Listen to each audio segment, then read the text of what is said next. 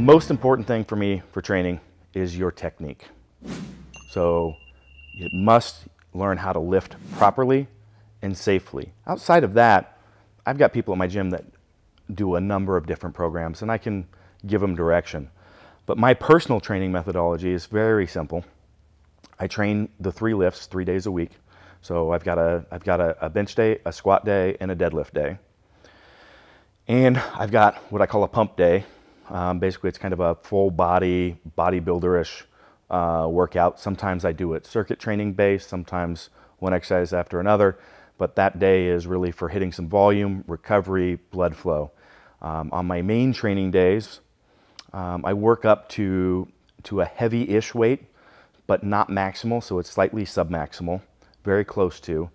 An example would be I would work up to something that I could probably triple or quadruple, and I would hit it for a double, and I would do that over and over and over again so that I have multiple chances to practice my first set, my setup.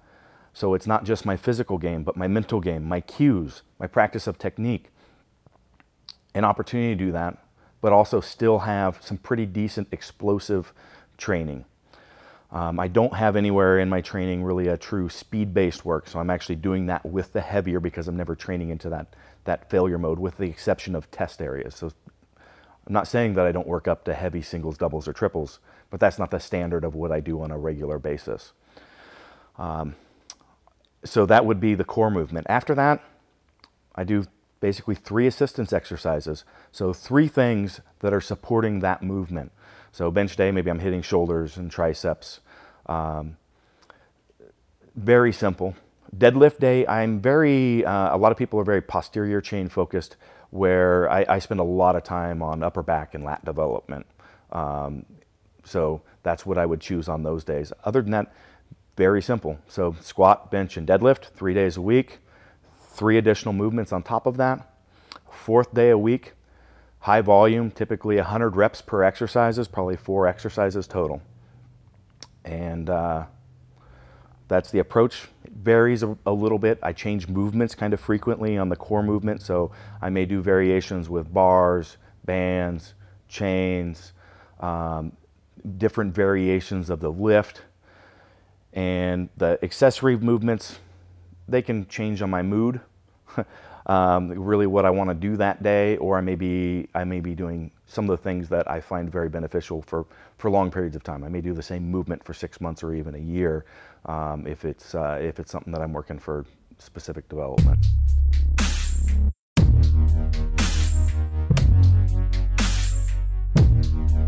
Yes, so I do want them to be pretty explosive, and I use a measurement device to measure that, but you don't have to do that to follow my system.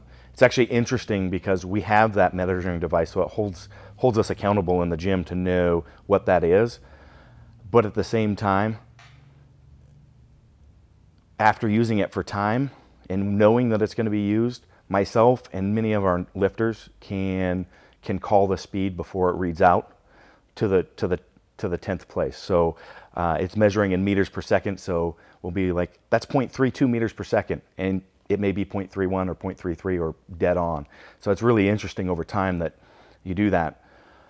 But as lifters, our egos always have an effect. So if you don't have something like that, you still have to make sure that you've got some way to keep yourself honest and go, oh no, that was faster than last week. Oh yeah, that definitely was. Let's add some more weight.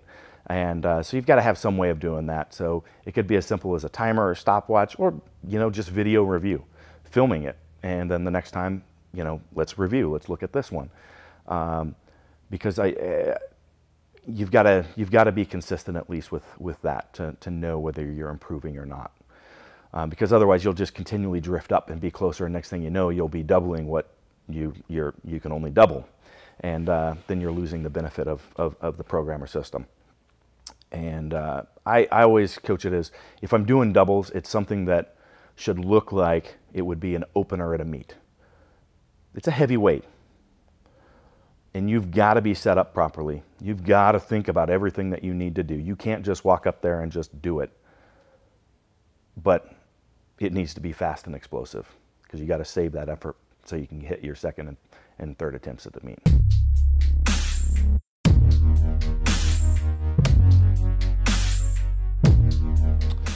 It's really my dropping point. So if I can maintain speed, I'll hit 3 sets. If I've got my 3rd set, they're still moving acceptable. If and then if it's still moving good, I'll add a 4th set. And if it's still moving good, I'll add a 5th set. So that allows just basically another variable. So I can do a couple different things. So one, I could take what I could only do for, 2 or 3 sets and try to work that up so where I can maintain speed over time and hit 4 or 5 sets. Or I could take something that, I'm hitting 5 sets, but I want to move it faster. So it's another variable. Keep the weight exactly the same and move it faster than the previous week. And then the next week, move it faster than that. Or you could take it another direction and go, okay, here's the given bar speed, and I'm hitting my 3 sets, 4 sets, 5 sets, whatever it is. So I'm going to bump the weight up and hit the same speed. And then I'm going to bump the weight up again the next week and hit the same speed. So it allows you a number of different iterations to play with to see improvement. And so I'll play around with those different ones given on, depending on what I'm trying to accomplish at the time.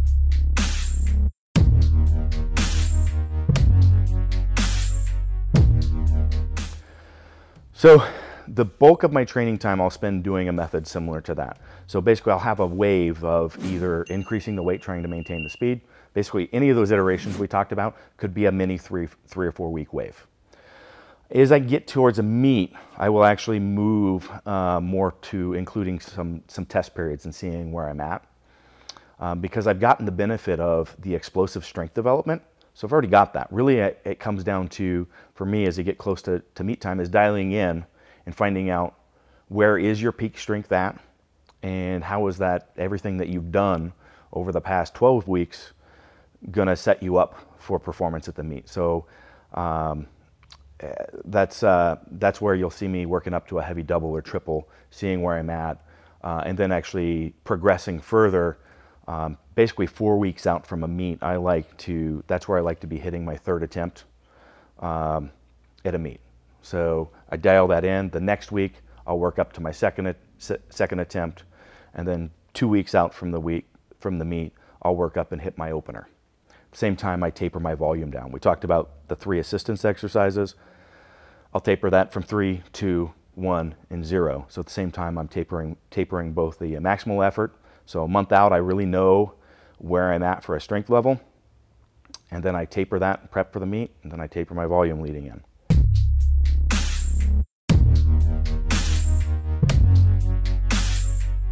I think it's something a lot of people, it's just genetic in the fact that it's another factor. So a lot of people say, oh, well, this lifter has great genetics to develop mass. I think that there's another set, which is how fast people recover, and that actually has a pretty big impact, I think, in both powerlifting, bodybuilding, any of our strength sports. There's a lot of people out there, professional, top-level, world-class athletes that say, I'm the best because I outwork everyone. And I would love to say that too. But most people, if they tried to follow what I do, would get crushed. And that's the case with a lot of other people as well. It's not that they're outworking everyone, but not everyone's going to be able to recover from that level of workload.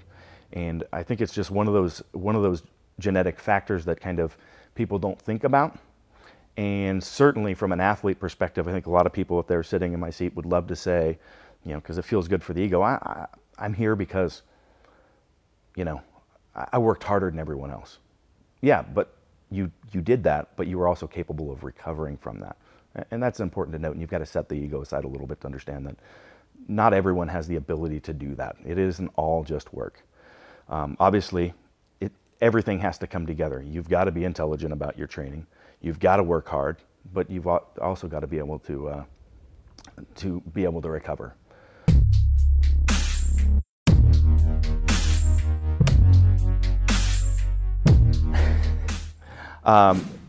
It does come down to exactly how I coach people. So I don't do any one-on-one training with people, like writing programs and telling people exactly what to lift.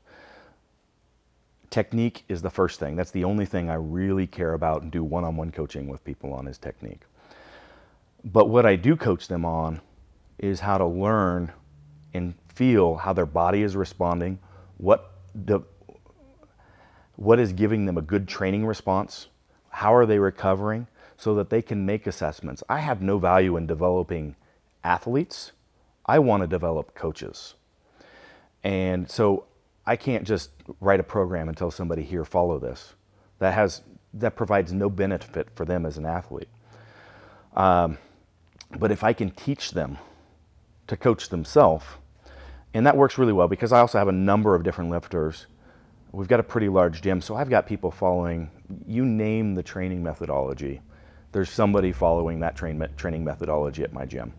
And so they may ask me for advice, and I can refine and kind of give them some direction, but all of my direction is based around trying to get them to be able to coach themselves, develop their own training method. Because it doesn't matter. It does matter, but there is no single program or method that works for everyone. The best result is always for the individual to learn how their body responds to specific training stimuluses and how they recover from it. If that's optimized, that's how you achieve the best that you're going to.